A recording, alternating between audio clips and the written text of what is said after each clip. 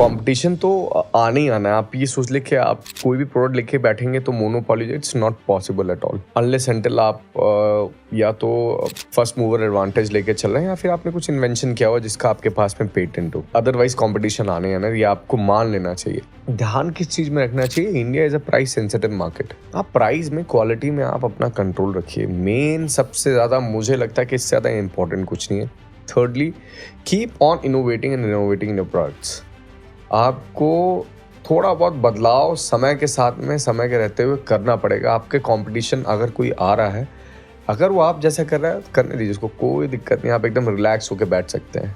वो गलत कर रहा है, अगर वो आपसे कुछ भी चीज़ थोड़ी बेहतरी कर रहा है और फिर भी आप बैठे हो तो आप गलत कर रहे हैं। कोशिश करिए कि आपके कॉम्पिटिटर को आप एज अ गुरु माने, उनको ट्रैक करें कि वो क्या कर रहे हैं, उनसे सीखें, बेहतरीकरण करें। अपने यहाँ पे एक R&D टीम ज़रूर बना के रखें। वो समय के साथ में उसको बेटर प्रोडक्ट को तराशते जाए, बेटर करते रहे। ये आप कर सकते हैं, मुझे ऐसा लगता है। बाकी इस रेस में जो बेटर करेगा वो आगे निकलेगा, उसका ज़्यादा मार्केट शेयर होगा। क्योंकि सर चाय में क्या एक और चीज़ है, एक स्टार्टअप का मैं नाम लेके बात करूंगा बकायदा, चायोस करके जो स्टार्टअप वो आते हैं प्रीमियम सेगमेंट में। वो चाय शायद 80-90 रुपए या 100 प्लस की चाय देते हैं। उनका भी गेम यही है, मतलब वो जब उनकी फंडिंग पे यही कहती है कि सब देखो हम एनवायरमेंट देते हैं, हम बेटर देते हैं, हम ये चीज देते हैं, पर वो प्राइस पॉइंट में अपने से लगभग शायद 15 रुपए पे है अभी आप, है ना?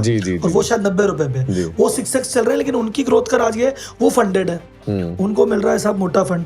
और इधर अभी आप चल रहे हो बूटस्ट्रैप। तो ये बूटस्ट्रैप में और फंडेड में क्या आपको डिफरेंस लगता है? क्या एज बूटस्ट्रैप के पास है, क्या एज फंडिंग के पास है, और बूटस्ट्रैप बंदा फंडेड से कैसे क्या फाइट कर सकता है? मुझे लगता है एज फिनेंशियली तो उनके पास में ही है, क्योंकि जब पैसा आता है तो आपके पास रिस्क लेने का एपेटाइट, आपके पास एक्सपेरिमेंट करने की ड्यूरेशन और समय ज़्यादा मिलता है, टीम अच्छी बिल्ट हो जाती है, आप अपने कस्टमर्स को गिव अवे ज़्यादा दे सकते हो, डिस्काउंट्स में काम कर सकते हो, बेटर चीज़ें हो सकती हैं उसमें तो, जहाँ पे फंडेड रहता है तो नो डाउट उसमें।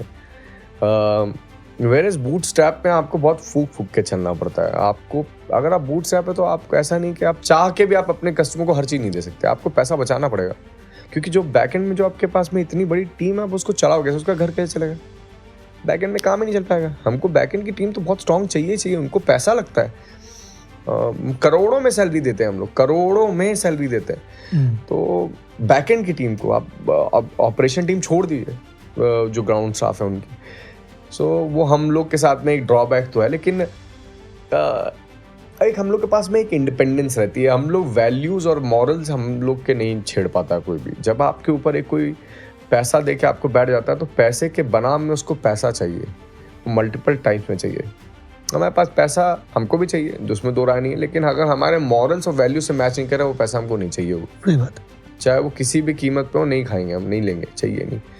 तो हम लोग के मॉरल्स और वैल्यूज़ कोई नहीं चेंज कर सकता, जो कि बिल्कुल हम लोग के साथ में स्टार्टिंग से और आखिर तक रहेंगी।